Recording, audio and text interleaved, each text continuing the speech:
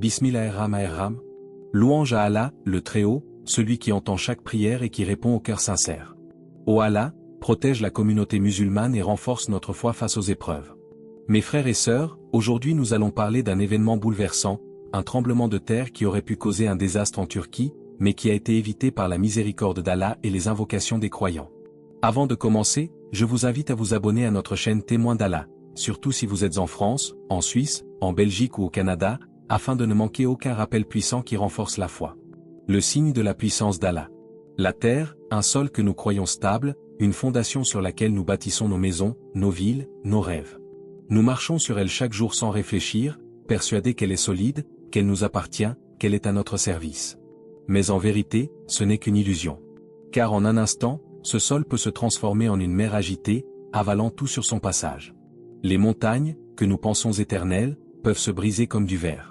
Les gratte-ciels que nous érigeons avec orgueil peuvent s'effondrer comme des châteaux de sable. Allah dit dans le Coran, « Quand la terre tremblera de son violent tremblement » Sourate Az-Zalzala, v.1. Ces mots ne sont pas de simples versets à réciter machinalement. Ce sont des avertissements, des rappels puissants que la terre n'obéit pas à l'homme, mais à Allah seul. Elle n'a pas d'autonomie. Elle n'a pas de volonté propre. Elle tremble, s'apaise, se fissure ou se stabilise uniquement par l'ordre du Créateur. En Turquie, ce rappel est ressenti avec une intensité particulière. Car ce pays vit depuis longtemps sous l'ombre menaçante des séismes. Les habitants savent qu'à tout moment, la terre peut se retourner contre eux. Les murs de leurs maisons portent encore les cicatrices des secousses passées. Les familles, même après des années, gardent la mémoire des cris, des poussières, des visages couverts de larmes. Pourtant, malgré cette peur, la vie continue. Les enfants jouent, les marchés s'animent, les rues vibrent de voix et de couleurs. Mais dans chaque cœur, une question demeure, et si demain, tout s'effondrait ? Ce jour-là, les signaux étaient clairs. Les experts avaient parlé. Les mesures sismiques annonçaient une secousse destructrice. Les habitants, habitués à ces menaces, retenaient leur souffle. Mais soudain, quelque chose d'étonnant s'est produit. La terre, prête à se déchaîner, s'est apaisée. Comme si une main invisible avait calmé son tremblement. Comme si le monde entier retenait son souffle et qu'Allah avait ordonné, « Reste tranquille. » Pas aujourd'hui. N'était-ce pas là un signe éclatant de sa puissance ? Car ce n'est pas la science qui a stoppé la catastrophe. Ce n'est pas la technologie qui a calmé le sol. C'est Allah, le maître de l'univers. Lui seul décide de la destinée des peuples. Il crée la peur, mais il envoie aussi la sécurité. Il brise, mais il reconstruit. Il détruit, mais il sauve. Et ce signe, mes frères et sœurs, n'était pas seulement pour la Turquie. C'était un rappel adressé à toute l'humanité. Nous qui vivons dans le confort, persuadés que rien ne peut nous atteindre, nous avons oublié combien nous sommes fragiles. Une simple secousse suffit pour que nos certitudes s'écroulent. Une fissure dans le sol, et nos illusions de puissance disparaissent. Imaginez un instant, une ville entière plongée dans l'agitation. Les voitures stoppées. Les habitants sortant précipitamment de leur maison, fixant le ciel, le cœur battant. Les enfants serrés contre leurs parents, les prières murmurées entre les dents. Et soudain, rien. Le silence. La paix. Le sol, qui devait rugir, reste immobile.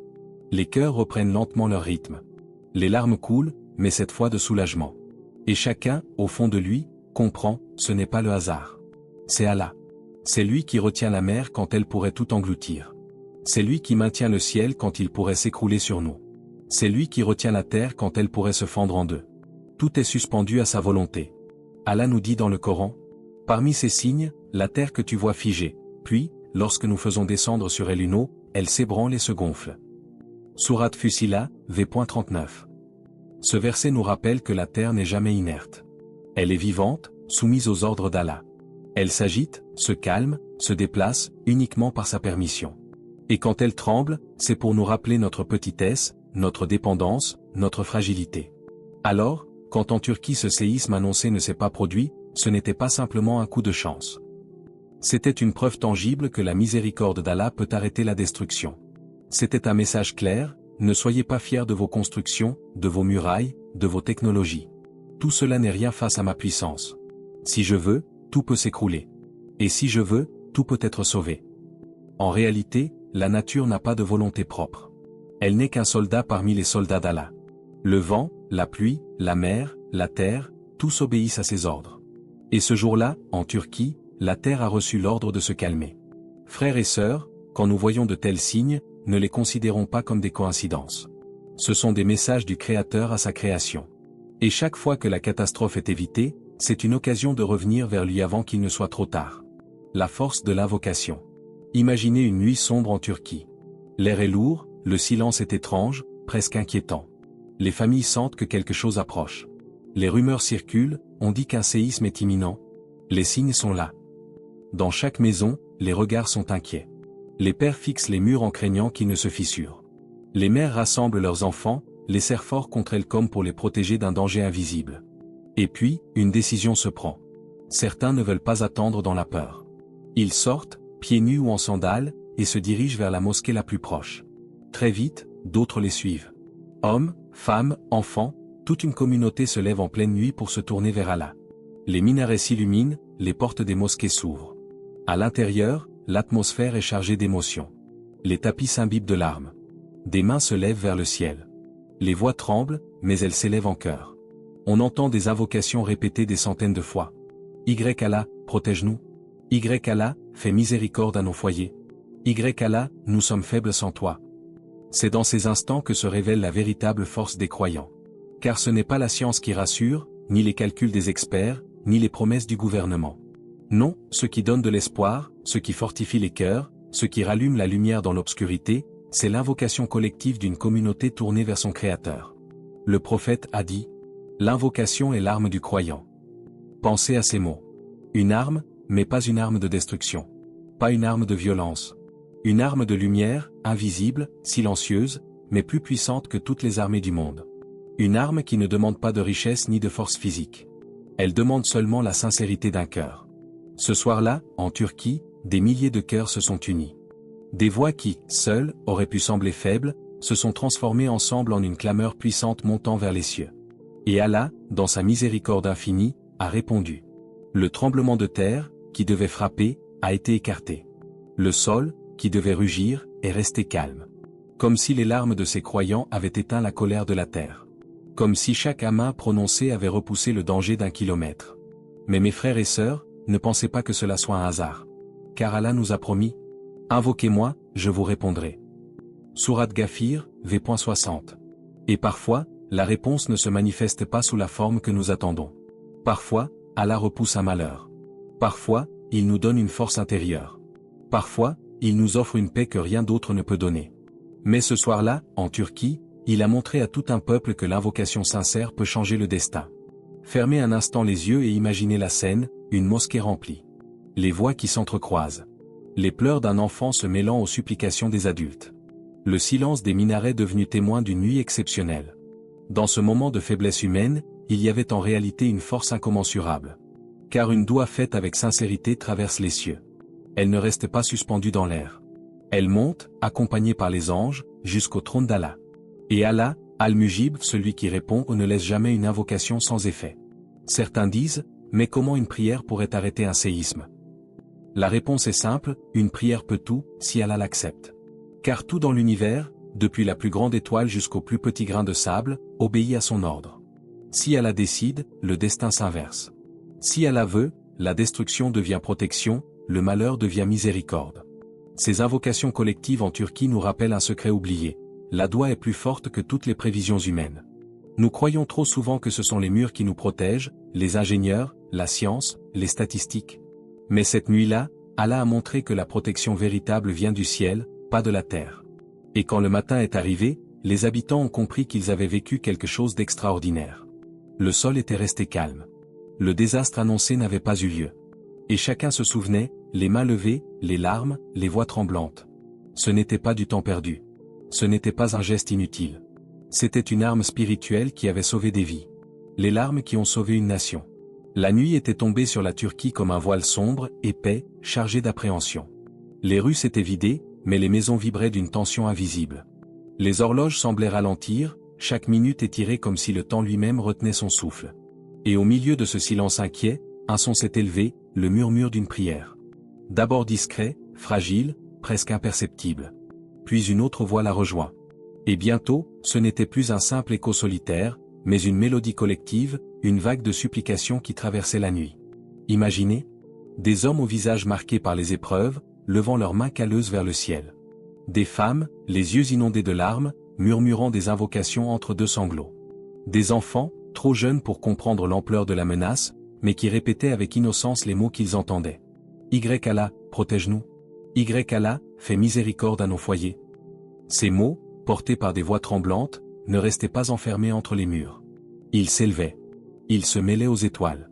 Ils traversaient les cieux, atteignant les anges qui, à leur tour, les portaient vers le trône d'Allah. Et dans cette nuit chargée de crainte, quelque chose d'extraordinaire se produisait. Les larmes devenaient un bouclier. Chaque goutte tombant sur le tapis de prière était comme une perle lumineuse, gravée dans le registre divin.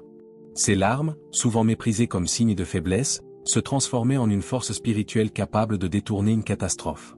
Car Allah aime les cœurs qui s'humilient devant lui. Et qu'y a-t-il de plus humble que des yeux inondés de larmes, confessant leur impuissance totale, reconnaissant que seul Allah détient le pouvoir de sauver? Ce n'était pas seulement une prière individuelle, isolée, personnelle. Non. C'était une invocation collective.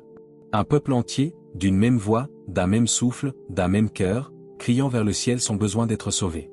C'était une symphonie d'âmes brisées mais confiantes, un cœur universel qui disait « Nous sommes faibles, mais toi, Ya Rab, tu es puissant. » Et Allah, dans sa miséricorde infinie, a répondu. Le sol, qui devait rugir, s'est tu. La terre, prête à se fendre, s'est retenue. Les immeubles qui auraient dû s'effondrer sont restés debout. Comme si chaque larme avait posé une pierre invisible de protection autour de la nation. Visualisez cette image, des milliers de foyers plongés dans la prière, les bougies allumées, les mosquées vibrantes de supplication, les mains tremblantes levées vers le ciel. De loin, cela ressemblait à un océan humain. Mais vu d'en haut, c'était comme un ciel inversé, des milliers de lumières montant vers Allah, des milliers de perles de larmes scintillant dans l'obscurité. Ce fut une nuit où les cœurs parlèrent plus fort que les tremblements. Une nuit où les voix brisées eurent plus de puissance que les secousses de la terre. Une nuit où la fragilité humaine se transforma en la plus grande force, la sincérité face à Allah. Et ce qui sauva cette nation, ce ne fut ni la science, ni la technologie, ni les calculs froids des machines. Ce fut ce cri d'âme, cette pluie de larmes, cette mer d'invocation collective. Frères et sœurs, rappelez-vous, Allah ne regarde pas nos richesses, nos positions, nos titres. Il regarde nos cœurs.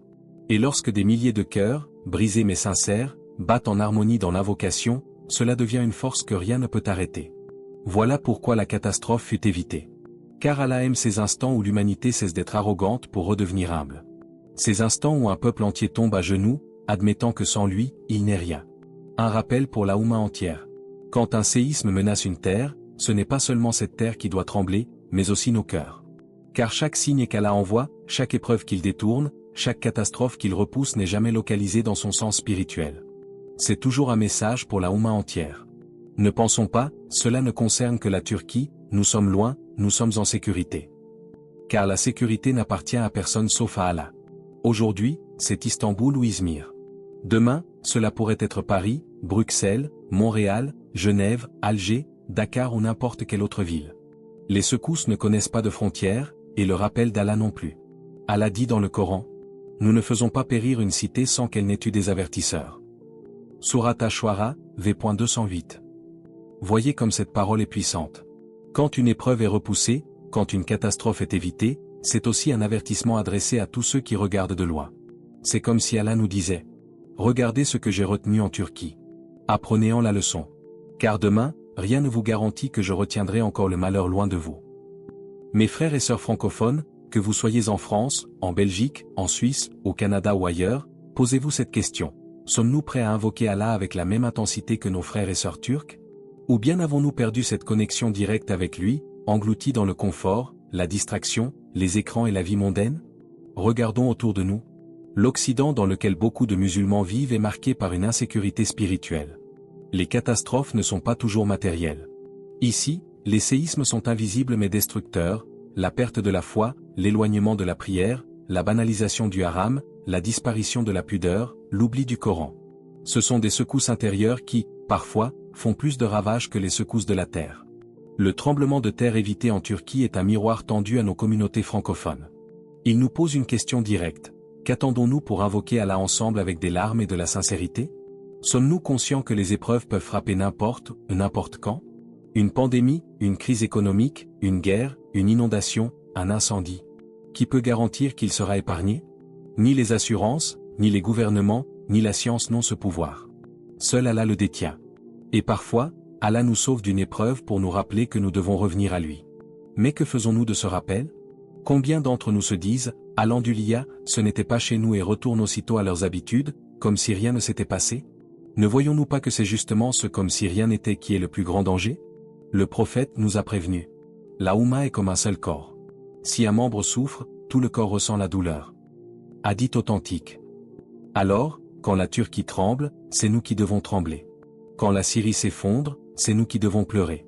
Quand Gaza brûle, c'est nous qui devons supplier.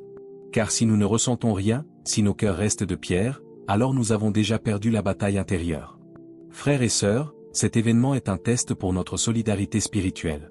Ce n'est pas seulement la Turquie qui a été protégée, c'est toute la Oumma qui a reçu une opportunité de réveil. Mais qu'allons-nous en faire? Allons-nous laisser ce signe s'évaporer comme un souvenir lointain, ou allons-nous nous en saisir pour transformer notre rapport à Allah? L'invocation est un héritage commun. Elle n'a pas de frontières linguistiques ou géographiques. Qu'un musulman en Turquie, au Maroc, en France ou au Canada lève les mains vers le ciel, c'est le même Allah qui écoute, c'est le même trône qui reçoit la supplication, ce sont les mêmes anges qui montent avec ses paroles. Alors, pourquoi nous priver de cette force? Chaque catastrophe évitée dans un coin du monde est une lettre adressée à la Oumma entière. Et dans cette lettre, Allah nous dit « Tournez-vous vers moi avant qu'il ne soit trop tard. Ne croyez pas que vous êtes à l'abri. Ce que j'ai repoussé ailleurs, je peux l'envoyer ici. » Oui, mes frères et sœurs, cet événement est un rappel universel. Un rappel que notre seule véritable sécurité réside dans la proximité avec Allah. Ni nos maisons, ni nos technologies, ni nos plans ne nous sauveront si Allah décide. Mais à l'inverse, une seule invocation sincère, un seul cœur brisé levé vers le ciel peut suffire à épargner une nation entière. L'invocation qui change une destinée. Frères et sœurs, si nous devions retenir une seule chose de cet événement en Turquie, ce serait ceci: la force d'une invocation peut changer le cours de l'histoire. Nous vivons dans un monde où l'on croit que tout est décidé par les chiffres, les stratégies politiques, les puissances militaires ou la technologie. Mais le croyant sait qu'au-dessus de toutes ces forces visibles, il existe une puissance invisible, infinie, qui ne dépend de rien ni de personne. La puissance de l'invocation adressée à Allah, Seigneur des mondes. Allah nous a fait une promesse claire. Invoquez-moi, je vous répondrai. Sourate Ghafir, v.60. Une promesse qui n'a pas de condition autre que la sincérité. Pas de formulaire à remplir, pas d'intermédiaire, pas de barrière. Juste un cœur brisé, deux mains levées, et une langue qui murmure avec foi. Ne sous-estimons jamais une dua. Ce que la logique considère comme impossible, Allah peut le rendre possible par une seule prière sincère. Ce qu'aucune armée ne peut repousser, une supplication nocturne peut l'écarter. Ce que les savants les plus intelligents ne peuvent résoudre, une larme versée à l'aube peut le résoudre. Pensée Y. Peut-être qu'une seule prière, dite dans l'anonymat, avec des larmes qui coulent dans le silence, peut sauver une ville entière. Peut-être que la dua d'une vieille mère au fond de sa chambre peut détourner une catastrophe. Peut-être que la supplication d'un enfant innocent, récitée avant de dormir, peut apaiser un tremblement de terre ou repousser un malheur. Combien de fois dans nos vies avons-nous vu des portes s'ouvrir alors que tout semblait bloqué? Combien de fois avons-nous été sauvés de situations impossibles sans même comprendre comment? Et si, derrière chacune de ces délivrances, il y avait une prière que nous-mêmes ou quelqu'un d'autre avait adressée à Allah en notre faveur? Le prophète a dit: rien n'honore autant Allah que l'invocation. Tirmidhi. Cela signifie que l'invocation n'est pas seulement une demande. C'est un acte de reconnaissance. Quand nous faisons dua, nous reconnaissons qu'Allah est le seul maître des événements. Nous admettons notre faiblesse et affirmons sa grandeur.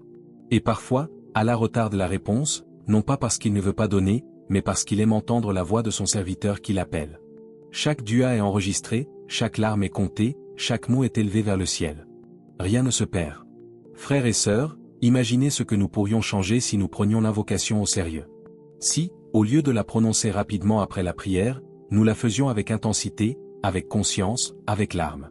Imaginez si chaque foyer musulman consacré ne serait-ce que 10 minutes par jour à invoquer Allah ensemble, en famille. Les destins de nos familles, de nos villes et de nos pays en seraient transformés. Le prophète nous a aussi enseigné que rien ne repousse le décret si ce n'est l'invocation. Ibn Majah. Ces paroles bouleversantes nous rappellent que la dua peut même influencer ce qui semblait écrit. Elle ne change pas la science d'Allah, car lui sait tout avant même que nous ne prions. Mais dans sa sagesse infinie, il a inscrit dans le décret que certaines choses ne seraient repoussées que par une invocation. Voilà pourquoi il est absurde de dire « tout est écrit, pourquoi invoquer ?» Non, tout est écrit, y compris le fait que ton invocation pouvait changer ce qui allait arriver. Alors, frères et sœurs, que faisons-nous de cette arme entre nos mains? Est-ce que nous l'utilisons? Ou bien laissons-nous dormir ce trésor qui pourrait sauver nos vies, nos familles, et notre humain? La nuit est l'un des moments privilégiés pour invoquer. Quand le monde dort, Allah descend au dernier ciel et dit: Qui m'invoque pour que je lui réponde? Qui me demande pour que je lui donne? Qui cherche mon pardon pour que je lui pardonne? Bukhari et Muslim. Quelle invitation incroyable, et pourtant, combien d'entre nous préfèrent scroller sur un téléphone jusqu'à s'endormir, plutôt que de se lever pour un instant de dialogue avec leur Seigneur? Le séisme évité en Turquie est un rappel tangible que la dua peut sauver des nations entières. Mais au-delà de cela, il est un rappel pour nous personnellement. Car chacun d'entre nous a ses propres séismes intérieurs. Les angoisses, les épreuves, les maladies, les dettes, les conflits, les pertes, les doutes. Et si nous faisions vraiment confiance à la dua? Et si nous nous mettions à parler à Allah comme on parle à son plus proche confident, à l'invoquer avec des mots simples mais sincères? Et si nous remplacions nos plaintes devant les hommes par des invocations devant Allah? Frères et sœurs, n'attendons pas la prochaine secousse pour nous réveiller. Levons nos mains dès aujourd'hui. Une seule prière peut changer une destinée. Une seule prière peut sauver une famille. Une seule prière peut protéger une nation. Alors, invoquons Allah avec la certitude que lui seul détient les clés de nos vies. Et souvenons-nous, la prière d'un cœur sincère vaut plus que 1000 discours. Mes chers frères et sœurs, souvenons-nous, Allah entend chaque parole, chaque souffle, chaque larme. Ce tremblement de terre évité en Turquie n'est pas seulement un fait divers, mais un témoignage vivant de la puissance de l'invocation. Alors, multiplions nos prières, renforçons notre foi, et restons unis dans le rappel d'Allah. Abonnez-vous dès maintenant à Témoins d'Allah, surtout si vous êtes en France, en Suisse, en Belgique ou au Canada, pour ne manquer aucun rappel. Car chaque vidéo est une lumière qui peut transformer un cœur. Wa alou alam. Que Allah nous protège et nous guide.